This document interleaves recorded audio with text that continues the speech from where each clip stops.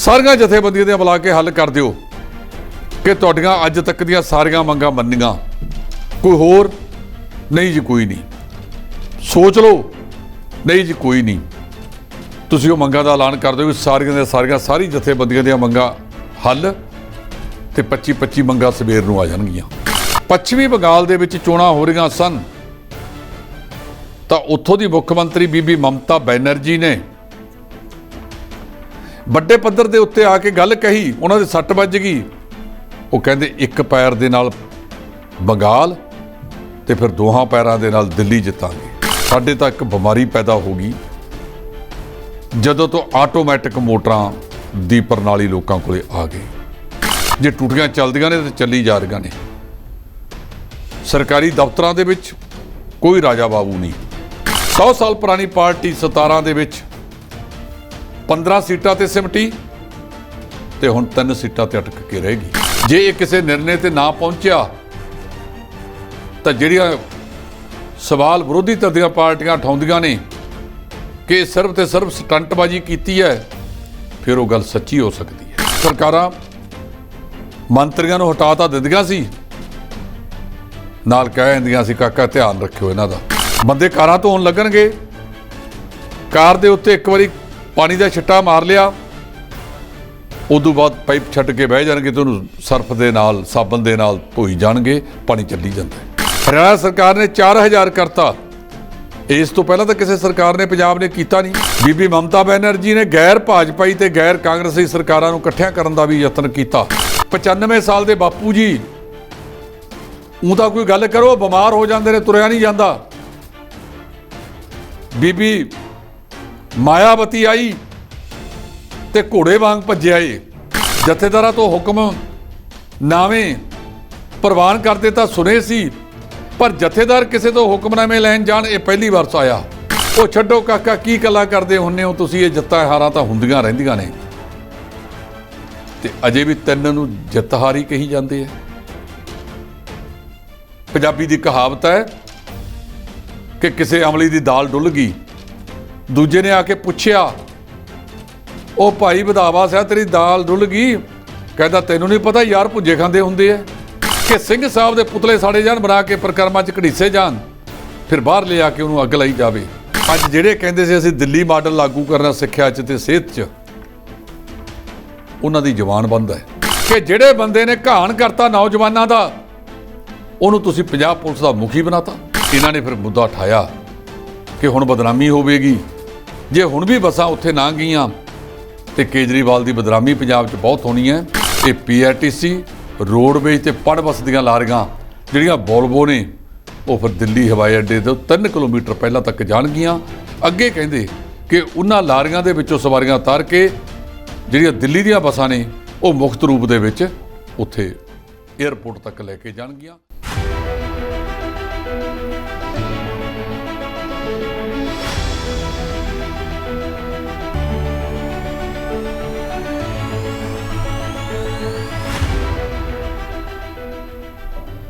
D5 channel Punjabi देख रहे सारे दर्शकों का स्वागत है। मैं सुखबीर सिंह खबर तोड़ प्रोग्राम लैके हाजिर हाँ, जिस दे विच असीं हफ्ता भर खबरां हुंदियां जिहड़ियां उन्हां ते चर्चा करते हैं।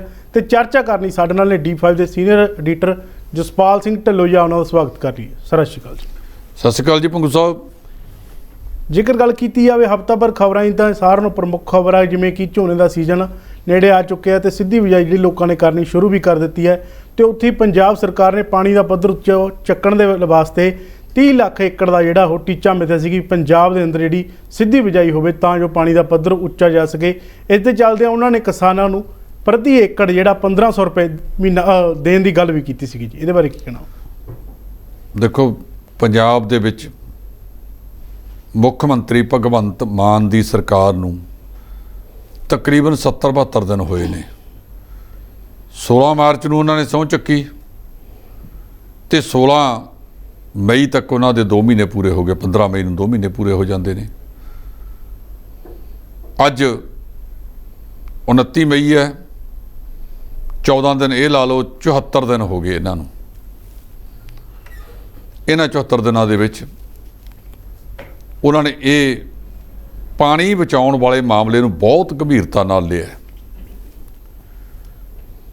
ਉਹਨਾਂ ਨੇ ਕਿਸਾਨਾਂ ਨੂੰ ਵੀ ਅਪੀਲ ਕੀਤੀ ਹੈ ਕਿ ਤੁਸੀਂ ਪਾਣੀ ਬਚਾਉਣ ਵਿੱਚ ਆਪਣਾ ਯੋਗਦਾਨ ਪਾਓ। ਸਾਡੇ ਤਾਂ ਇੱਕ ਬਿਮਾਰੀ ਪੈਦਾ ਹੋ ਗਈ ਜਦੋਂ ਤੋਂ ਆਟੋਮੈਟਿਕ ਮੋਟਰਾਂ ਦੀ ਪ੍ਰਣਾਲੀ ਲੋਕਾਂ ਕੋਲੇ ਆ ਗਈ। ਔਰ ਕਈ ਵਾਰੀ ਮੂਹਲੇਧਾਰ ਮੀਂਹ ਦੇ ਵਿੱਚ ਵੀ ਪਾਣੀ ਦੀ ਜ਼ਰੂਰਤ ਹੋਵੇ ਜਾਂ ਨਾ ਹੋਵੇ, ਇਹ ਸਾਡੀਆਂ ਮੋਟਰਾਂ 24 ਘੰਟੇ ਚਲਾ ਕੇ ਰੱਖਦੇ ਆ। ਬਰਸਾਤਾਂ ਦੇ ਵਿੱਚ ਵੈਸੇ ਤਾਂ 8 ਘੰਟੇ ਹੈ, ਪਰ ਜਦੋਂ ਬਰਸਾਤਾਂ ਹੋਣ, ਬਿਜਲੀ ਦੀ ਮੰਗ ਘਟ ਜੇ ਤਾਂ ਬਿਜਲੀ ਨਿਗਮ ਖੁੱਲੀ ਬਿਜਲੀ ਪੈਦਾ ਕਰ ਦਿੰਦਾ ਵੀ ਜਾਓ ਵਰਤ ਲਓ। ਇਸੇ ਤਰ੍ਹਾਂ ਸ਼ਹਿਰਾਂ ਦੇ ਵਿੱਚ ਜੇ ਟੂਟੀਆਂ ਚੱਲਦੀਆਂ ਨੇ ਤਾਂ ਚੱਲੀ ਜਾ ਰਹੀਆਂ ਨੇ। ਸਰਕਾਰੀ ਦਫ਼ਤਰਾਂ ਦੇ ਵਿੱਚ ਕੋਈ ਰਾਜਾ ਬਾਬੂ ਨਹੀਂ। ਪਾਣੀ ਦੀ ਦੁਰਵਰਤੋਂ ਵਾਸਤੇ ਇਕੱਲੇ ਕਿਸਾਨਾਂ ਨੂੰ ਜ਼ਿੰਮੇਵਾਰ ਨਾ ਠਹਿਰਾਓ, ਅਸੀਂ ਹੋਰ ਲੋਕ ਵੀ ਜ਼ਿੰਮੇਵਾਰ ਹਾਂ। ਬੰਦੇ ਕਾਰਾਂ ਧੋਣ ਲੱਗਣਗੇ, ਕਾਰ ਦੇ ਉੱਤੇ ਇੱਕ ਵਾਰੀ ਪਾਣੀ ਦਾ ਛਿੱਟਾ ਮਾਰ ਲਿਆ, ਉਦੋਂ ਬਾਅਦ ਪਾਈਪ ਛੱਡ ਕੇ ਬਹਿ ਜਾਣਗੇ ਤੇ ਉਹਨੂੰ ਸਰਫ ਦੇ ਨਾਲ, ਸਾਬਣ ਦੇ ਨਾਲ ਧੋਈ ਜਾਣਗੇ, ਪਾਣੀ ਚੱਲੀ ਜਾਂਦਾ ਹੈ। ਸਾਨੂੰ ਕਦੋਂ ਸਮਝ ਆਊਗੀ? ਸੋ ਸਰਕਾਰ ਨੇ ਇਸ ਕਦਮ ਪਾਸੇ ਵੱਲ ਕਦਮ ਉਠਾਇਆ। ਪਹਿਲਾਂ ਤਾਂ ਜਦ ਜ਼ੀਰੋ ਸੀ, ਸਾਡੇ ਇੱਕ ਫਿਤਰਤ ਹੈ ਜਥੇਬੰਦੀ ਕੋਈ ਹੋਵੇ ਤੇ ਤੁਸੀਂ ਅੱਜ ਸਾਰੀਆਂ ਜਥੇਬੰਦੀਆਂ ਦੀਆਂ ਬੁਲਾ ਕੇ ਹੱਲ ਕਰ ਦਿਓ ਕਿ ਤੁਹਾਡੀਆਂ ਅੱਜ ਤੱਕ ਦੀਆਂ ਸਾਰੀਆਂ ਮੰਗਾਂ ਮੰਨੀਆਂ। ਕੋਈ ਹੋਰ ਨਹੀਂ ਜੀ, ਕੋਈ ਨਹੀਂ। ਸੋਚ ਲਓ, ਨਹੀਂ ਜੀ ਕੋਈ ਨਹੀਂ। ਤੁਸੀਂ ਉਹ ਮੰਗਾਂ ਦਾ ਐਲਾਨ ਕਰ ਦਿਓ ਵੀ ਸਾਰੀ ਜਥੇਬੰਦੀਆਂ ਦੀਆਂ ਮੰਗਾਂ ਹੱਲ, ਤੇ 25 ਮੰਗਾਂ ਸਵੇਰ ਨੂੰ ਆ ਜਾਣਗੀਆਂ। ਸਾਡੇ ਇੱਕ ਫਿਤਰਤ ਪੈ ਗਈ ਹੈ, ਕਿਹਾ ਤਾਂ ਇਹ ਜਾਂਦਾ ਕਿ ਕੰਮ ਹੀ ਪੂਜਾ ਹੈ, ਵਰਕ ਇਜ਼ ਵਰਸ਼ਿਪ, ਤੇ ਕੰਮ ਸੱਭਿਆਚਾਰ ਦਾ ਜਿੰਨਾ ਬੇੜਾ ਗਰਕ ਹੋ ਗਿਆ। ਹਰੇਕ ਦਫ਼ਤਰ ਦੇ ਵਿੱਚ ਚੰਦਕ ਲੋਕ ਨੇ ਜਿਹੜੇ ਆਪਣਾ ਕੰਮ ਨੂੰ ਕੰਮ ਸਮਝਦੇ ਆ ਤੇ ਸਾਰਾ ਕੰਮ ਉਹਨਾਂ ਤੇ ਹੀ ਪਈ ਜਾਂਦਾ ਬਾਰ-ਬਾਰ। ਜਿਹੜੇ ਕੰਮ ਚੋਰ ਨੇ ਉਹਨਾਂ ਨੂੰ ਕੋਈ ਨਹੀਂ ਕਹਿੰਦਾ। ਸੋ ਸਰਕਾਰ ਨੇ ਇੱਕ 30 ਲੱਖ ਏਕੜ ਦਾ ਟੀਚਾ ਮਿਥਿਆ ਕਿ 30 ਲੱਖ ਏਕੜ ਇਸ ਵਾਰ ਅਸੀਂ ਰਵਾਇਤੀ ਝੋਨੇ ਤੋਂ ਸਿੱਧੀ ਬਿਜਾਈ ਵੱਲ ਲੈ ਕੇ ਆਵਾਂਗੇ। ਸਿੱਧੀ ਬਿਜਾਈ ਕਿਸਾਨਾਂ ਨੇ ਸ਼ੁਰੂ ਕੀਤੀ ਸੀ, ਕਈ ਖੇਤਰਾਂ 'ਚ ਮੀਂਹ ਪੈ ਗਿਆ, ਰਾਤ ਵੀ ਸੰਗਰੂਰ, ਨਾਭਾ, ਇਹ ਸਾਰੇ ਖੇਤਰਾਂ ਦੇ ਵਿੱਚ ਮੀਂਹ ਪੈ ਗਿਆ, ਜਿਹਦੇ ਕਰਕੇ ਕਈ ਵਾਰ ਕਰੰਟ ਦੀ ਸਮੱਸਿਆ ਆ ਜਾਂਦੀ ਹੈ। ਪਰ ਸਰਕਾਰ ਨੇ 1500 ਰੁਪਏ ਪ੍ਰਤੀ ਏਕੜ ਕਿਸਾਨਾਂ ਨੂੰ ਕਿਹਾ ਕਿ ਤੁਸੀਂ ਜੇ ਸਿੱਧੀ ਬਿਜਾਈ ਕਰੋਗੇ ਤੁਹਾਨੂੰ ਅਸੀਂ 1500 ਰੁਪਏ ਪ੍ਰਤੀ ਏਕੜ ਦੇਵਾਂਗੇ। ਕਈਆਂ ਨੇ ਕਿਹਾ ਜੀ ਬੜਾ ਥੋੜਾ ਹੈ, ਤੇ ਕਈ ਖੇਤੀਮਾਰ ਕਹਿੰਦੇ ਨੇ ਕਿ ਜੇ 35 ਤੋਂ ਲੈ ਕੇ 4000 ਤੱਕ ਜਿਹੜੀ ਉਹ ਬਚੇਗੀ ਥੋੜੀ ਲਵਾਈ, ਉਹਨੂੰ ਨਹੀਂ ਮੰਨਦੇ। ਹਰਿਆਣਾ ਸਰਕਾਰ ਨੇ 4000 ਕਰਤਾ। ਇਸ ਤੋਂ ਪਹਿਲਾਂ ਤਾਂ ਕਿਸੇ ਸਰਕਾਰ ਨੇ ਪੰਜਾਬ ਨੇ ਕੀਤਾ ਨਹੀਂ। ਜੇ ਭਗਵੰਤ ਸਿੰਘ ਮਾਨ ਸਾਹਿਬ ਇਸ ਮਾਮਲੇ ਦੇ ਵਿੱਚ ਉਹਨਾਂ ਨੇ 1500 ਰੁਪਇਆ ਕੀਤਾ ਹੈ, ਹੋ ਸਕਦਾ ਜੇ ਫਿੱਟ ਆ ਜੇ ਅਗਲੇ ਸਾਲ ਸਰਕਾਰ ਇਸ ਤੋਂ ਵਧਾ ਵੀ ਸਕਦੀ ਹੈ। ਪਰ ਇਹ ਕਦਮ ਚੰਗਾ ਹੈ। ਪਾਣੀ ਬਚਾਉਣ ਦੇ ਵਿੱਚ ਇਕੱਲੇ ਕਿਸਾਨ ਨਹੀਂ, ਜਿਹੜੀਆਂ ਬਾਕੀ ਸੰਸਥਾਵਾਂ ਦੇ ਵਿੱਚ ਵੀ ਪਾਣੀ ਦੀ ਬਰਬਾਦੀ ਹੋ ਰਹੀ ਹੈ, ਉਹਦੇ ਲਈ ਸਾਰਿਆਂ ਨੂੰ ਰਲ ਕੇ ਹੰਭਲਾ ਮਾਰਨ ਦੀ ਜ਼ਰੂਰਤ ਹੈ।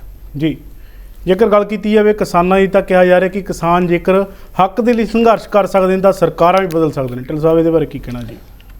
ਪਿਛਲੇ ਦਿਨਾਂ ਦੇ ਵਿੱਚ ਤੇਲੰਗਾਨਾ ਦੇ ਮੁੱਖ ਮੰਤਰੀ ਸ਼੍ਰੀ ਕੇ ਚੰਦਰ ਸ਼ੇਖਰ ਰਾਓ, ਦਿੱਲੀ ਦੇ ਮੁੱਖ ਮੰਤਰੀ ਅਰਵਿੰਦ ਕੇਜਰੀਵਾਲ, ਪੰਜਾਬ ਦੇ ਮੁੱਖ ਮੰਤਰੀ ਭਗਵੰਤ ਸਿੰਘ ਮਾਨ ਨੇ ਇੱਕ ਸਾਂਝਾ ਪ੍ਰੋਗਰਾਮ ਕੀਤਾ। ਉਹਦੇ ਵਿੱਚ ਕੇ ਚੰਦਰ ਸ਼ੇਖਰ ਰਾਓ ਸਾਹਿਬ ਨੇ ਜਿਹੜੇ 550 ਕਿਸਾਨ ਪੰਜਾਬ ਦਾ ਜਾਨਾਂ ਵਾਰ ਗਿਆ ਕਿਸਾਨੀ ਸੰਘਰਸ਼ ਵਿੱਚ, ਉਹਨਾਂ ਨੂੰ 3-3 ਲੱਖ ਰੁਪਈਆ ਪ੍ਰਤੀ ਕਿਸਾਨ ਮੁਹੱਈਆ ਕੀਤਾ ਹੈ। ਤੇ ਤਕਰੀਬਨ 150 ਕਿਸਾਨ ਹਰਿਆਣੇ ਦਾ ਹੈ, ਉਹਨਾਂ ਨੂੰ ਵੀ। ਇਸ ਕਰਕੇ ਔਰ ਜਿਹੜੇ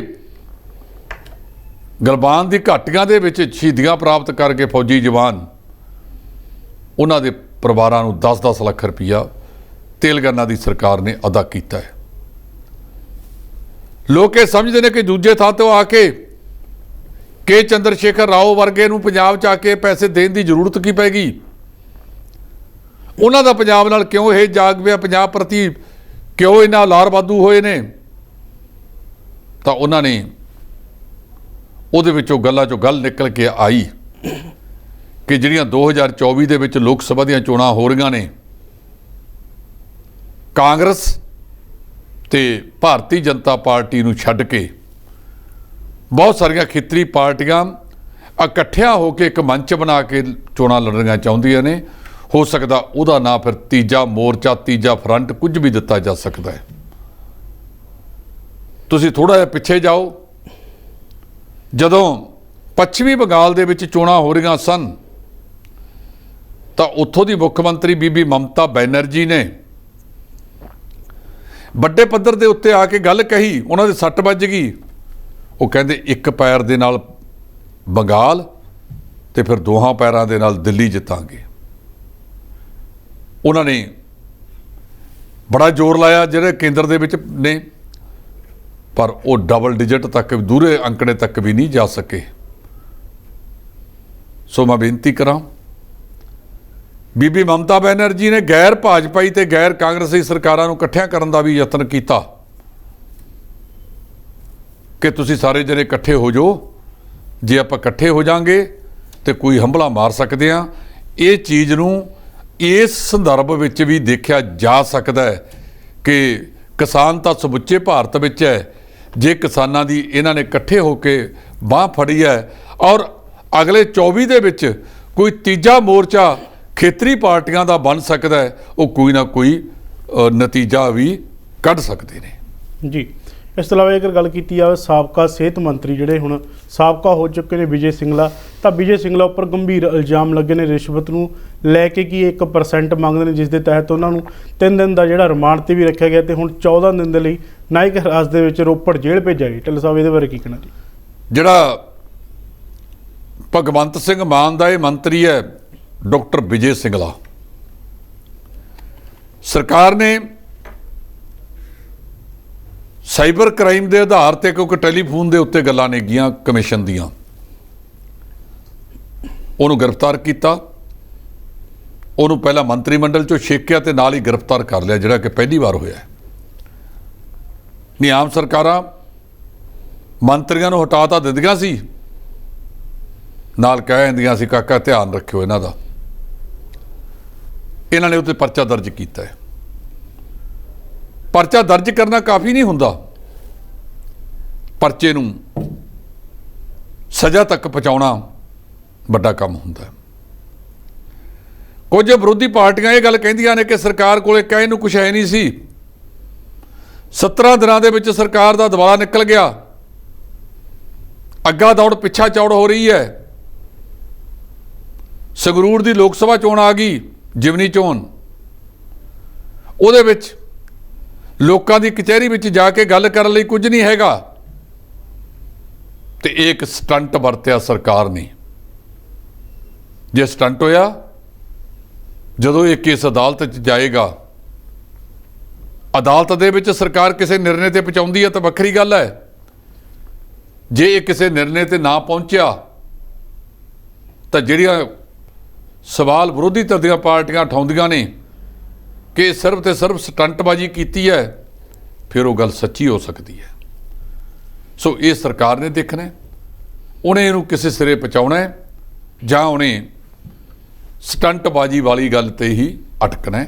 ਇਹ ਤਾਂ ਉਦੋਂ ਦੇਖਿਆ ਜਾਊਗਾ। ਜੀ, ਜੇਕਰ ਗੱਲ ਕੀਤੀ ਜਾਵੇ 2022 ਦੀਆਂ ਜਿਹੜੀਆਂ ਚੋਣਾਂ ਹੋਣੀਆਂ ਨੇ ਵਿਧਾਨ ਸਭਾ ਦੀਆਂ, ਉਹਦੇ ਵਿੱਚ ਸ਼੍ਰੋਮਣੀ ਅਕਾਲੀ ਦਲ ਦੀ ਜਿਹੜੀ ਕਰਾਰੀ ਹਾਰ ਹੋਈ ਹੈ ਤੇ ਇਸ ਦੇ ਚੱਲਦਿਆਂ ਹੁਣ ਸ਼੍ਰੋਮਣੀ ਅਕਾਲੀ ਦਲ ਜਿਹੜਾ ਲੀਡਰਸ਼ਿਪ ਚੇਂਜ ਕਰਨ ਦੀ ਗੱਲ ਕੀਤੀ ਜਾ ਰਹੀ ਸੀ ਤੇ ਹੁਣ ਕਿਹਾ ਜਾ ਰਿਹਾ ਕਿ ਸੰਗਰੂਰ ਜਿਮਨੀ ਚੋਣ ਤੋਂ ਬਾਅਦ ਜਿਹੜਾ ਇਹਦੇ ਬਾਰੇ ਸੋਚਿਆ ਜਾਵੇਗਾ। ਜੀ, ਸ਼੍ਰੋਮਣੀ ਅਕਾਲੀ ਦਲ ਜਦੋਂ ਨਾਮੋਸ਼ੀਜਨਕ ਹਾਰ ਤੇ ਪਹੁੰਚਿਆ, 100 ਸਾਲ ਪੁਰਾਣੀ ਪਾਰਟੀ 17 ਦੇ ਵਿੱਚ 15 ਸੀਟਾਂ ਤੇ ਸਿਮਟੀ ਤੇ ਹੁਣ 3 ਸੀਟਾਂ ਤੇ ਅਟਕ ਕੇ ਰਹੇਗੀ, ਤਾਂ ਅੰਦਰੋਂ ਬਹੁਤ ਸਾਰੇ ਸਵਾਲ ਉੱਠੇ। ਇਹਨਾਂ ਦੀ ਇੱਕ ਕੋਰ ਕਮੇਟੀ ਹੈ, ਵਿਰੋਧੀ ਧਿਰਾਂ ਵਾਲੇ ਤਾਂ ਉਹਨੂੰ ਕੋਈ ਹੋਰ ਨਾਂ ਲੈਂਦੇ ਨੇ। ਉਹ ਕੋਰ ਕਮੇਟੀ ਦੇ ਵਿੱਚ ਪ੍ਰਧਾਨ ਜੀ ਦੇ ਸਾਹਮਣੇ ਮਸਲੇ ਉੱਠੇ ਕਿ ਪ੍ਰਧਾਨ ਜੀ, ਜੇ 2 ਵਾਰ ਲਗਾਤਾਰ ਜਿਤਾ ਕੇ ਤੁਸੀਂ ਸਿਹਰਾ ਆਪਦੇ ਸਿਰ ਤੇ ਬੰਨ੍ਹਦੇ ਸੀ कि मेरी मैनेजमेंट करके अकाली दल दूजी बार जित गया तो हुण दूजी बार नमोशीजनक हार ते पहुँच गया, हुण भी सिरा आपदे सिर ते बन्नो।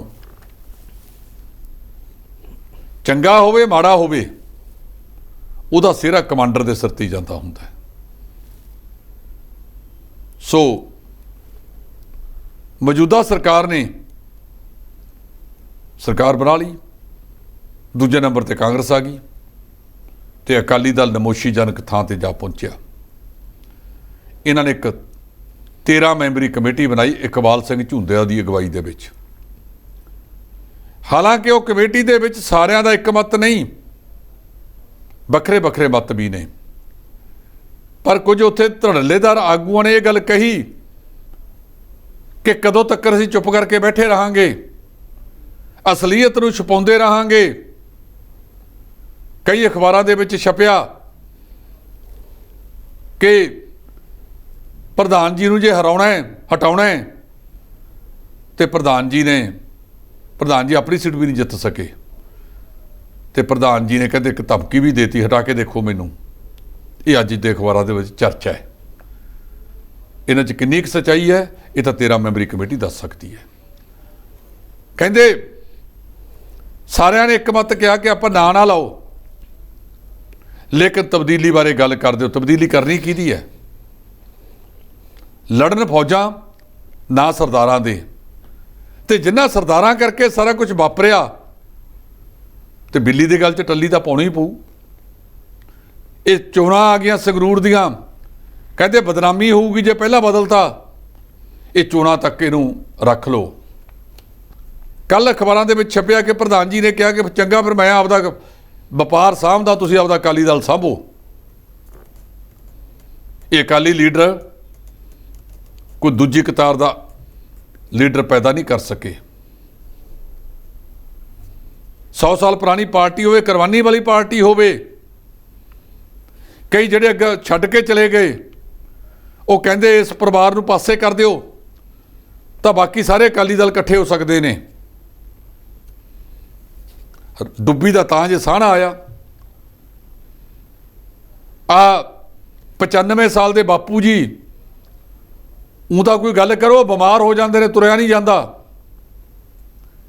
ਬੀਬੀ ਮਾਇਆਵਤੀ ਆਈ ਤੇ ਘੋੜੇ ਵਾਂਗ ਭੱਜਿਆ ਏ, ਤੇ ਜਦੋਂ ਆ ਵਿਚਾਰ ਵਟਾਂਦਰਾ ਕਰਨਾ ਸੀ ਕੋਰ ਕਮੇਟੀ 'ਚ ਬਹਿ ਕੇ ਤੇ ਬਾਪੂ ਜੀ ਆ ਕੇ ਬਹਿ ਗਏ। ਉਹ ਛੱਡੋ ਕਾਕਾ, ਕੀ ਗੱਲਾਂ ਕਰਦੇ ਹੁੰਦੇ ਹੋ ਤੁਸੀਂ, ਇਹ ਜਿੱਤਾਂ ਹਾਰਾਂ ਤਾਂ ਹੁੰਦੀਆਂ ਰਹਿੰਦੀਆਂ ਨੇ। ਤੇ ਅਜੇ ਵੀ 3 ਨੂੰ ਜਿੱਤ ਹਾਰੀ ਕਹੀ ਜਾਂਦੇ ਆ। ਪੰਜਾਬੀ ਦੀ ਕਹਾਵਤ ਹੈ ਕਿ ਕਿਸੇ ਅਮਲੀ ਦੀ ਦਾਲ ਡੁੱਲ ਗਈ, ਦੂਜੇ ਨੇ ਆ ਕੇ ਪੁੱਛਿਆ, ਉਹ ਭਾਈ ਵਧਾਵਾ ਸਿਆ ਤੇਰੀ ਦਾਲ ਡੁੱਲ ਗਈ? ਕਹਿੰਦਾ ਤੈਨੂੰ ਨਹੀਂ ਪਤਾ ਯਾਰ, ਭੁੱਜੇ ਖਾਂਦੇ ਹੁੰਦੇ ਆ। ਤੇ ਭੁੱਜੇ ਖਾਣ ਵਾਲੀ ਸਥਿਤੀ ਬਣੀ ਵੀ ਹੈ। ਜੇ ਇਹਨੂੰ ਗੰਭੀਰਤਾ ਨਾਲ ਨਾ ਲਿਆ ਤਾਂ ਜਿਹੜੀਆਂ 3 ਨੇ ਉਹ 3 ਤੋਂ ਵੀ ਹੱਥ ਧੋਣੇ ਪੈ ਸਕਦੇ ਆ।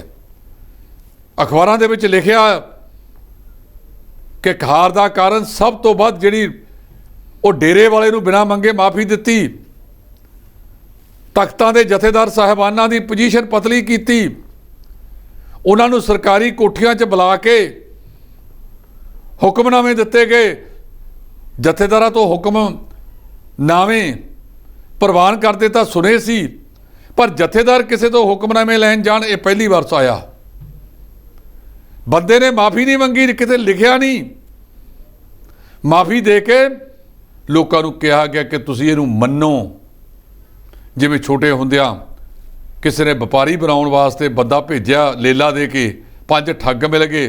ਪਹਿਲਾ ਕਹਿੰਦਾ ਉਹ ਕੁੱਤਾ ਕਿੱਥੇ ਚੱਕਿਆ, ਉਹ ਕਹਿੰਦਾ ਲੇਲਾ, ਕਹਿੰਦਾ ਕੁੱਤਾ ਕਿੱਥੇ ਚੱਕਿਆ, ਦੂਜਾ ਕਹਿੰਦਾ ਲੇਲਾ। ਐਵੇਂ ਜਿਵੇਂ ਜਦੋਂ 5 ਨੇ ਕਿਹਾ ਤੇ ਛੱਡ ਕੇ ਮੁੜਿਆ ਆ, ਤੇ ਐਵੇਂ ਜਿਵੇਂ ਇਹਨਾਂ ਨੇ ਕੀਤਾ 92 ਲੱਖ ਰੁਪਇਆ ਗੁਰੂ ਦੀ ਗੋਲਕ ਦਾ ਲਟਾਤਾ। ਉਹਦਾ ਜ਼ਿੰਮੇਵਾਰ ਕੌਣ? ਗੁਰੂ ਦੀ ਗੋਲਕ ਚੋਂ ਪੈਸਾ ਗਿਆ ਕਿ ਮਨਾਇਆ ਜਾਵੇ ਕਿ ਜਿਹੜਾ ਸਿੰਘ ਸਾਹਿਬ ਨੇ ਹੁਕਮਨਾਮਾ ਦਿੱਤਾ ਉਹ ਹੁਕਮਨਾਮਾ ਸਹੀ ਹੈ। ਤੇ ਅੱਜ ਤੱਕ ਇਹ ਸਥਿਤੀ ਕਦੇ ਦੇਖੀ ਸੀ ਕਿ ਸਿੰਘ ਸਾਹਿਬ ਦੇ ਪੁਤਲੇ ਸਾੜੇ ਜਾਣ, ਬਣਾ ਕੇ ਪ੍ਰਕਰਮਾਂ 'ਚ ਘੜੀਸੇ ਜਾਣ, ਫਿਰ ਬਾਹਰ ਲਿਆ ਕੇ ਉਹਨੂੰ ਅੱਗ ਲਾਈ ਜਾਵੇ? ਇਹ ਸਥਿਤੀ ਕਿਉਂ ਆਈ? ਇਹਨਾਂ ਨੇ ਇਹਦੇ 'ਚ ਵਿਚਾਰਿਆ ਹੈ। ਇਹ ਵੀ ਕਿਹਾ ਕਿ ਗੁਰੂ ਗ੍ਰੰਥ ਸਾਹਿਬ ਦੀ ਬੇਅਦਬੀ ਹੋਈ, ਉਹਦਾ ਅਕਸ ਵੀ ਸਾਡੀ ਸਰਕਾਰ ਤੇ ਪਿਆ, ਸਾਡੀ ਸਿਆਸਤ ਤੇ ਵੀ ਪਿਆ। ਇਹ ਵੀ ਪੁੱਛਿਆ ਗਿਆ ਕਿ ਜਿਹੜੇ ਬੰਦੇ ਨੇ ਘਾਣ ਕਰਤਾ ਨੌਜਵਾਨਾਂ ਦਾ, ਉਹਨੂੰ ਤੁਸੀਂ ਪੰਜਾਬ ਪੁਲਿਸ ਦਾ ਮੁਖੀ ਬਣਾਤਾ। ਤੇ ਇੱਕ ਹੋਰ ਜਿਹਦੇ ਬਾਰੇ ਬਹੁਤ ਮਸ਼ਹੂਰ ਸੀ ਕਿ ਉਹਨੇ ਵੀ ਬੱਚੇ ਮਾਰੇ ਆ, ਉਹਨੂੰ ਤੁਸੀਂ ਅਕਾਲੀ ਦਲ ਦੇ ਵਿੱਚ ਸ਼ਾਮਲ ਕਰਕੇ ਘਰ ਵਾਲੀ ਨੂੰ ਟਿਕਟ ਦੇ ਦਿਓ। ਇਹ ਅਕਾਲੀ ਦਲ ਆਪਣੇ ਸਿਧਾਂਤਾਂ ਤੇ ਖੜਾ ਸੀ। ਬਹੁਤ ਸਾਰੇ ਆਗੂ ਸਾਨੂੰ ਇਸ ਗੱਲ ਦੇ ਉੱਤੇ ਕੋਸਦੇ ਵੀ ਆ ਕਿ ਤੁਸੀਂ ਜ਼ਿਆਦਾ ਕਹਿੰਦੇ ਹੋ, ਪਰ ਜਿਹੜੀਆਂ ਗੱਲਾਂ ਇਹਨਾਂ ਦੀਆਂ 13 ਮੈਂਬਰੀ ਸਬ ਕਮੇਟੀ ਨੇ ਕੀਤੀਆਂ, ਇਹ ਤਾਂ ਸਾਡੀਆਂ ਨਹੀਂ। ਅਸੀਂ ਤਾਂ ਉਹਨਾਂ ਦੀਆਂ ਗੱਲਾਂ ਤੇ ਚਰਚਾ ਕਰ ਰਹੇ ਹਾਂ। ਸੋ ਇਹਦੇ ਉੱਤੇ ਘੋਖ ਕਰਕੇ ਇਹਦੇ ਤੇ ਕਰਨਾ ਜ਼ਰੂਰੀ ਹੈ। ਜੇ ਤਾਂ ਕਰ ਲੈਣਗੇ ਤਾਂ ਬਾਹ ਭਲਾ, ਤੇ ਨਹੀਂ ਤਾਂ ਫਿਰ ਜਿਹਾ ਜਿਹਾ ਕੁਛ ਹੈਗਾ ਉਹ ਸਾਡੇ ਸਭ ਦੇ ਸਾਹਮਣੇ ਹੈ ਜੀ। ਸਿੱਖਿਆ ਨੂੰ ਲੈ ਕੇ ਇੱਕ ਸਰਵੇ ਹੋਇਆ ਸੀ, ਜਿਸ ਦੇ ਵਿੱਚ ਪੰਜਾਬ ਆ ਜਿਹੜਾ ਸਿੱਖਿਆ ਦੇ ਪੱਧਰ ਤੇ ਕੌਮੀ ਪੱਧਰ ਦੇ ਵਿੱਚ ਅੱਵਲ ਨੰਬਰ ਤੇ ਜਿਹੜਾ ਆਇਆ। ਢਿੱਲੋਂ ਸਾਹਿਬ ਇਹਦੇ ਬਾਰੇ ਕੀ ਕਹਿਣਾ ਜੀ? ਇਹ ਇੱਕ ਸਰਵੇ ਕੀਤਾ ਗਿਆ, ਇਹਦੇ ਵਿੱਚ ਕਹਿੰਦੇ ਪੰਜਾਬ ਨੂੰ ਅੱਵਲ ਸਥਾਨ ਮਿਲਿਆ। ਅੱਜ ਜਿਹੜੇ ਕਹਿੰਦੇ ਸੀ ਅਸੀਂ ਦਿੱਲੀ ਮਾਡਲ ਲਾਗੂ ਕਰਨਾ ਸਿੱਖਿਆ 'ਚ ਤੇ ਸਿਹਤ 'ਚ, ਉਹਨਾਂ ਦੀ ਜ਼ੁਬਾਨ ਬੰਦ ਹੈ। ਨਾ ਤਾਂ ਦਿੱਲੀ ਦਾ ਉਪ ਮੁੱਖ ਮੰਤਰੀ ਬੋਲਦਾ, ਨਾ ਮੁੱਖ ਮੰਤਰੀ ਬੋਲਦਾ ਹੈ, ਤੇ ਨਾ ਹੀ ਪੰਜਾਬ ਦੇ ਮੁੱਖ ਮੰਤਰੀ ਦਾ ਕੋਈ ਬਿਆਨ ਆਇਆ। ਸਿੱਖਿਆ ਮੰਤਰੀ ਵੀ ਚੁੱਪ ਹੈ। ਕਹਿੰਦੇ 1,18,274 ਸਕੂਲਾਂ ਦੇ ਸਰਵੇ ਹੋਇਆ, ਜਿਹਦੇ ਵਿੱਚ 34 ਲੱਖ ਤੋਂ ਵੱਧ ਵਿਦਿਆਰਥੀਆਂ ਨੂੰ ਸ਼ਾਮਲ ਕੀਤਾ ਗਿਆ। 26,000 ਤੋਂ 824 ਅਧਿਆਪਕ ਸੀ, ਤੇ ਭਾਰਤ ਦੇ 1700 ਜ਼ਿਲ੍ਹਿਆਂ ਦੇ ਵਿੱਚ ਇਹਦੇ ਬਾਰੇ ਗੱਲਬਾਤ ਹੋਈ। ਪੰਜਾਬ, ਕੇਰਲ, ਰਾਜਸਥਾਨ, ਯੂਪੀ, ਹਿਮਾਚਲ ਪ੍ਰਦੇਸ਼, ਚੰਡੀਗੜ੍ਹ, ਮਹਾਰਾਸ਼ਟਰ, ਇਹਨਾਂ ਸਾਰਿਆਂ ਦੇ ਤਕਰੀਬਨ ਬਹੁਤ ਗਿਣਤੀ ਬੱਚਿਆਂ ਨੂੰ ਸ਼ਾਮਲ ਕੀਤਾ ਗਿਆ। ਕਹਿੰਦੇ 80% ਬੱਚੇ ਆਪਣੇ ਸਾਥੀਆਂ ਨਾਲ ਮਿਲ ਕੇ ਹੀ ਕੰਮ ਕਰਦੇ ਆ, ਤੇ 48% ਬੱਚੇ ਉਹ ਨੇ ਜਿਹੜੇ ਪੈਦਲ ਸਕੂਲ ਜਾਂਦੇ ਨੇ। ਮਾਡਲ ਭਾਵੇਂ ਦਿੱਲੀ ਦਾ ਲਾਗੂ ਕਰ ਦਿਓ, ਭਾਵੇਂ ਇੰਗਲੈਂਡ ਦਾ ਕਰ ਦਿਓ, ਪਰ ਆ ਜਿਹੜਾ 48% ਬੱਚਾ ਪੈਦਲ ਸਕੂਲ ਜਾਂਦਾ, ਅਜੇ ਵੀ ਇਹਦੇ ਬਾਰੇ ਕੀ ਕਹੋਗੇ? ਕਹਿੰਦੇ ਜਿਹੜਾ ਕੌਮੀ ਪੱਧਰ ਦੇ ਉੱਤੇ ਅੰਕੜਾ ਆਇਆ, ਗਿਣਤ ਦੇ ਵਿੱਚ ਕੌਮੀ ਅੰਕੜਾ 306 ਹੈ, ਪੰਜਾਬ ਦਾ 339 ਹੈ। ਪੰਜਾਬੀ ਵਿੱਚ ਕੌਮੀ ਅੰਕੜਾ 323 ਹੈ, ਤੇ ਪੰਜਾਬ ਵਿੱਚ ਇਹ 335 ਹੈ। CBS ਦੇ ਵਿੱਚ ਕੌਮੀ ਅੰਕੜਾ 307 ਆ, ਪੰਜਾਬ ਦਾ 334 ਹੈ। ਤੇ ਜਿਹੜੇ ਨੇ ਹੁਣ ਤੱਕ ਇਹ ਕਿਹਾ ਸੀ ਕਿ ਜੇ ਸਹੀ ਹੋਵੇ ਸਾਰਾ ਕੁਝ, ਕਿ ਪੰਜਾਬ ਬਹੁਤ ਪਿੱਛੇ ਚਲਿਆ ਗਿਆ, ਅੱਜ ਉਹ ਇਸ ਗੱਲ ਦਾ ਜਵਾਬ ਕਿਉਂ ਨਹੀਂ ਦਿੰਦੇ? ਨਾ ਪੰਜਾਬ ਦਾ ਸਿੱਖਿਆ ਮੰਤਰੀ ਬੋਲੇ, ਨਾ ਪੰਜਾਬ ਦਾ ਮੁੱਖ ਮੰਤਰੀ ਬੋਲੇ। ਅਸੀਂ ਨਹੀਂ ਕਹਿੰਦੇ ਕਿ ਇਹਨਾਂ ਸੁਧਾਰਾਂ ਦੇ ਨਾਲ ਪੰਜਾਬ ਦੇ ਵਿੱਚ ਸਿੱਖਿਆ ਪ੍ਰਣਾਲੀ ਬਹੁਤ ਉੱਚੀ ਹੋ ਗਈ। ਹਾਲੇ ਵੀ ਖਾਮੀਆਂ ਨੇ, ਉਹਨਾਂ ਖਾਮੀਆਂ ਦੇ ਉੱਤੇ ਕੰਮ ਕਰਨ ਦੀ ਜ਼ਰੂਰਤ ਹੈ, ਉਹਨਾਂ ਨੂੰ ਅੱਗੇ ਲਿਜਾਣ ਦੀ ਜ਼ਰੂਰਤ ਹੈ। ਉਮੀਦ ਹੈ ਕਿ ਭਵਿੱਖ ਦੇ ਵਿੱਚ ਇਹਨਾਂ ਖਾਮੀਆਂ ਨੂੰ ਦੂਰ ਕੀਤਾ ਜਾਵੇ, ਔਰ ਤਾਂ ਜੋ ਪੰਜਾਬ ਦਾ ਸਿੱਖਿਆ ਮਾਡਲ ਹੈ ਜਿਹੜਾ ਇਹ ਹੋਰ ਵਧੀਆ ਤਰੀਕੇ ਨਾਲ ਲਾਗੂ ਹੋ ਸਕੇ ਜੀ। ਇਸ ਦੇ ਨਾਲ ਪੰਜਾਬ ਸਰਕਾਰ ਨੇ ਇੱਕ ਹੋਰ ਫੈਸਲਾ ਕੀਤਾ ਹੈ, ਜਿਸ ਦੇ ਨਾਲ ਪੰਜਾਬੀਆਂ ਨੂੰ ਜਿਹੜੀ ਕਾਫੀ ਰਾਹਤ ਮਿਲੀ ਹੈ। ਕਿਹਾ ਜਾ ਰਿਹਾ ਕਿ PRT ਬੱਸਾਂ ਤੇ ਪਨ ਬੱਸਾਂ ਜਿਹੜੀਆਂ ਦਿੱਲੀ ਏਅਰਪੋਰਟ ਤੱਕ ਜਾਣਗੀਆਂ ਜੀ। ਹੁਣ ਇਹ ਬਹੁਤ ਲੰਬੇ ਸਮੇਂ ਤੋਂ ਚੱਲ ਰਿਹਾ ਸੀ। ਇੱਕ ਪਰਿਵਾਰ ਦੀਆਂ ਲਾਰੀਆਂ ਧੂੜਾ ਪੱਟ ਕੇ ਤੇ ਮੋਟੇ ਪੈਸੇ ਲੈ ਕੇ ਲੋਕਾਂ ਤੋਂ, ਪੰਜਾਬ ਦਿਆਂ ਤੋਂ ਦਿੱਲੀ ਹਵਾਈ ਅੱਡੇ ਤੱਕ ਜਾਂਦੀਆਂ ਸੀ। ਉਹਨਾਂ ਦੇ ਚਾਚਾ ਜੀ ਦੀ ਸਰਕਾਰ ਆ ਗਈ 2017 'ਚ, ਤੇ ਚਾਚਾ ਜੀ ਨੇ ਅੱਖਾਂ ਤੇ ਪੱਟੀ ਬੰਨ੍ਹ ਲਈ, ਕੋਈ ਗੱਲ ਨਾ ਕੀਤੀ। ਤੇ ਜਦੋਂ ਫਿਰ ਪਿਛਲੇ ਸਾਲ ਚਰਨਜੀਤ ਸਿੰਘ ਚੰਨੀ ਮੁੱਖ ਮੰਤਰੀ ਬਣਦੇ ਹੈ, ਉਹਦੇ ਵਿੱਚ ਉਹਨਾਂ ਦੇ ਟਰਾਂਸਪੋਰਟ ਮੰਤਰੀ ਬਣਦੇ ਆ ਅਮਰਿੰਦਰ ਸਿੰਘ ਰਾਜਾ ਵੜਿੰਗ, ਜਿਹੜੇ ਅੱਜ ਕੱਲ੍ਹ ਕਾਂਗਰਸ ਦੇ ਪ੍ਰਧਾਨ ਨੇ। ਰਾਜੇ ਵੜਿੰਗ ਨੇ ਇਹਨਾਂ ਬੱਸਾਂ ਦੇ ਵਿੱਚ ਸੁਧਾਰ ਕਰਨ ਦਾ ਬਹੁਤ ਯਤਨ ਕੀਤਾ। ਬਹੁਤ ਸਾਰੀਆਂ ਟੈਕਸ ਨਾ ਭਰਨ ਵਾਲੀਆਂ ਬੱਸਾਂ ਨੂੰ ਥਾਣਿਆਂ 'ਚ ਵੀ ਲਾਇਆ, जुर्माने भी पाए कईयां ते छापेमारी भी की ते उन्होंने दिल्ली के मुख्य मंत्री अरविंद केजरीवाल को एक तो वध चिट्ठियां लिखियां कि भाई आ बड़े बड़े धनाडां दीयां बसां तां दिल्ली तक जा रही ने ते सरकारी बसां क्यों ना जान। लोग मूहों मूही चर्चा करते हैं कि जदों दिल्ली के अरविंद केजरीवाल ने बिक्रम सिंह मजीठीए नाल समझौते का सौदा मारिया, माफ़ी मंगी रटी लिखती तौर पर, ਉਹਦੇ ਵਿੱਚ फिर एक आ भी गल लियांदी गई कि हो सकता कहते उदों ये सौदा बज्जिया होवे, ਇਹਦੇ बारे किसी ने क्लीयर नहीं किया। चर्चावां ने, ਅਸੀਂ ਇਹਦੀ ਆਪਣੇ तौर पर कोई पुष्टि नहीं करते। अमरिंदर सिंह राजा वड़िंग ने एक तो वध चिट्ठियां लिखियां, दिल्ली गए, केजरीवाल साहब अंमृतसर आए सी, वो राते रात अंमृतसर उस होटल के बाहर जा पहुंचा। उन्हों का डिप्टी मुख्य मंत्री जदों गल करे राजस्थान दी इन्नियां बसां नूं चलान करता, पंजाब दी इन्नियां करतियां, हरियाणे दी इन्नियां करतियां, यूपी दी इन्नियां करतियां। ते पत्रकार पुछण भी असीं तां इह पुछदे हां भी पंजाब दीयां सरकारी बसां दिल्ली हवाई अड्डे ते क्यों नहीं जांदियां। आ एक्शन करता इन्ना हो गया, उस गल ते ही ना हुण ते हुण सरकार बन गई आम आदमी पार्टी दी, भगवंत मान मुख्य मंत्री बन गए ते ਜਿਹੜੇ ਉਹਨਾਂ ਦੇ ਲਾਲਜੀਤ ਭੁੱਲਰ ਸਾਹਿਬ ਨੇ ਉਹ ट्रांसपोर्ट मंत्री बन गए। ਇਹਨਾਂ ਨੇ ਫਿਰ ਮੁੱਦਾ ਉਠਾਇਆ ਕਿ ਹੁਣ ਬਦਨਾਮੀ ਹੋਵੇਗੀ, ਜੇ ਹੁਣ ਵੀ ਬੱਸਾਂ ਉੱਥੇ ਨਾ ਗਈਆਂ ਤੇ ਕੇਜਰੀਵਾਲ ਦੀ ਬਦਨਾਮੀ ਪੰਜਾਬ 'ਚ ਬਹੁਤ ਹੋਣੀ ਹੈ, ਅੱਗੇ ਚੋਣਾਂ ਹੋਰ ਆਉਣੀਆਂ ਨੇ। ਤੇ ਫਿਰ ਇਹਨਾਂ ਨੇ ਮਰਦੀ ਨੇ ਅੱਕ ਚੱਬਿਆ, ਅੱਗੇ ਤੁਹਾਨੂੰ ਪਤਾ ਹੀ ਹੈ ਕੀ ਸ਼ਬਦ ਹੈਗਾ। ਸੋ ਇਹ ਮਰਦੀ ਨੂੰ ਅੱਕ ਚੱਬਣਾ ਪਿਆ ਤੇ ਕਹਿੰਦੇ ਹੁਣ ਸਮਾਂ ਸਾਰਣੀਆਂ ਵੀ ਜਾਰੀ ਕਰਤੀਆਂ ਨੇ ਤੇ ਅਗਲੇ ਦਿਨਾਂ ਦੇ ਵਿੱਚ ਪੰਜਾਬ ਦੀਆਂ ਇਹ PRTC ਰੋਡਵੇਜ ਤੇ ਪਣ ਬੱਸ ਦੀਆਂ ਲਾਰੀਆਂ ਜਿਹੜੀਆਂ ਵੋਲਵੋ ਨੇ ਉਹ ਫਿਰ ਦਿੱਲੀ ਹਵਾਈ ਅੱਡੇ ਤੋਂ 3 ਕਿਲੋਮੀਟਰ ਪਹਿਲਾਂ ਤੱਕ ਜਾਣਗੀਆਂ।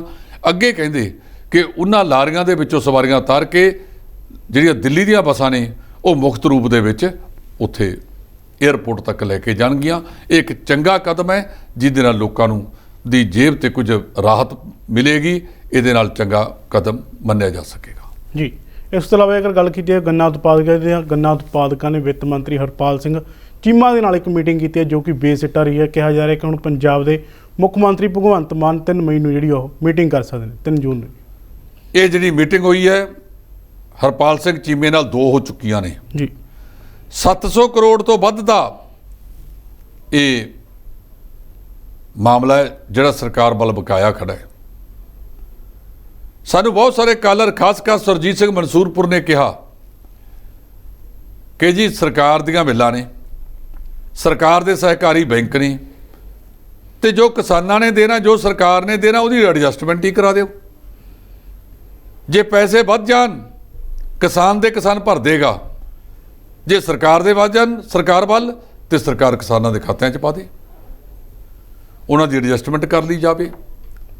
ਇਹ ਕਹਿੰਦੇ ਬੇਸਿੱਟਾ ਮੀਟਿੰਗ ਰਹੀ। ਹੁਣ 3 ਜੂਨ ਨੂੰ ਪੰਜਾਬ ਦੇ ਮੁੱਖ ਮੰਤਰੀ ਭਗਵੰਤ ਸਿੰਘ ਮਾਨ ਦੇ ਨਾਲ ਇਹਨਾਂ ਗੰਨਾ ਉਤਪਾਦਕਾਂ ਦੀ ਮੀਟਿੰਗ ਹੋਵੇਗੀ। ਸਾਨੂੰ ਪੂਰਨ ਆਸ ਹੈ ਕਿ ਕਿਸਾਨਾਂ ਦੀ ਇਹ ਮੀਟਿੰਗ ਦੇ ਵਿੱਚ ਮੁੱਖ ਮੰਤਰੀ ਸਾਹਿਬ ਕੋਈ ਨਾ ਕੋਈ ਹੱਲ ਜ਼ਰੂਰ ਕੱਢਣਗੇ ਜੀ। ਇਸ ਦੇ ਨਾਲੇ ਆਪਣੀਆਂ ਮੰਗਾਂ ਨੂੰ ਲੈ ਕੇ ਪੰਜਾਬ ਸਮੇਤ ਜਿਹੜੇ 8 ਰਾਜਾਂ ਦੇ ਮੁਲਾਜ਼ਮ ਨੇ ਉਹਨਾਂ ਵੱਲੋਂ ਧਰਨਾ ਪ੍ਰਦਰਸ਼ਨ ਜਿਹੜਾ ਉਹ ਕੀਤਾ ਜਾ ਰਿਹਾ ਹੈ। ਇਹ ਜੰਤਰ ਮੰਤਰ ਤੇ ਧਰਨਾ ਪ੍ਰਦਰਸ਼ਨ ਹੋਇਆ ਸੀ ਪਿਛਲੇ ਦਿਨਾਂ ਦੇ ਵਿੱਚ। 8 ਰਾਜਾਂ ਦੇ ਮੁਲਾਜ਼ਮਾਂ ਨੇ ਉਹਦੇ ਵਿੱਚ ਭਾਗ ਲਿਆ। ਇਹਦਾ ਮਤਲਬ ਇਹ ਹੋਇਆ ਕਿ ਭਾਵੇਂ ਰਾਜ ਦਾ ਮੁੱਖ ਮੰਤਰੀ ਕਿਸੇ ਪਾਰਟੀ ਦਾ ਹੋਵੇ, ਉਹਨਾਂ ਨੇ ਮੰਗਾਂ ਮੰਨਣ ਵੱਲ ਧਿਆਨ ਨਹੀਂ ਦਿੱਤਾ। ਇਹਨਾਂ 8 ਰਾਜਾਂ ਦੇ ਵਿੱਚ ਕੁਝ ਕੇਂਦਰੀ ਮੁਲਾਜ਼ਮ ਵੀ ਹੋਣਗੇ ਜਿਨ੍ਹਾਂ ਦਾ ਕੇਂਦਰ ਨਾਲ ਹੀ ਤਾਲੁਕਾਤ ਹੈ। ਉਹਨਾਂ ਨੇ ਜੰਤਰ ਮੰਤਰ ਤੇ ਧਰਨਾ ਦੇ ਕੇ ਸਰਕਾਰ ਨੂੰ ਸੁਚੇਤ ਕੀਤਾ ਵੀ ਜਾਂ ਤਾਂ ਸਾਡੀਆਂ ਮੰਗਾਂ ਮੰਨ ਲਓ, ਨਹੀਂ ਫਿਰ ਅਸੀਂ ਕਿਸੇ ਵੇਲੇ ਲਗਾਤਾਰ ਜੰਤਰ ਮੰਤਰ ਤੇ ਸੰਘਰਸ਼ ਲਈ ਬੈਠ ਸਕਦੇ ਹਾਂ ਜੀ। ਧੰਨਵਾਦ ਜੀ। ਇਹ ਸਨ ਸਾਡੇ ਨਾਲ D5 ਦੇ ਸੀਨੀਅਰ ਐਡੀਟਰ ਜਸਪਾਲ ਸਿੰਘ ਢਿੱਲੋਂ ਜੀ, ਜਿਨ੍ਹਾਂ ਨੇ ਵੱਖੋ ਵੱਖਰੇ ਖਬਰਾਂ ਤੇ ਚਰਚਾ ਕੀਤੀ ਹੈ ਤੇ ਬੜੀ ਡੂੰਘਾਈ ਦੇ ਨਾਲ ਤੁਹਾਨੂੰ ਖਬਰਾਂ ਬਾਰੇ ਜਿਹੜਾ ਜਾਣੂ ਕਰਵਾਇਆ।